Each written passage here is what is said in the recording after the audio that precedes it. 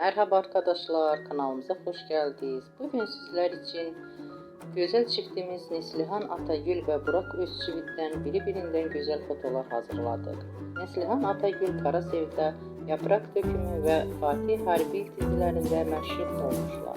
Biz de sizler için onların romantik karelerini hazırladık. Bu videoların devamlı gelmesini istiyorsanız kanalımıza abone olup yorum yazmayı unutmayın.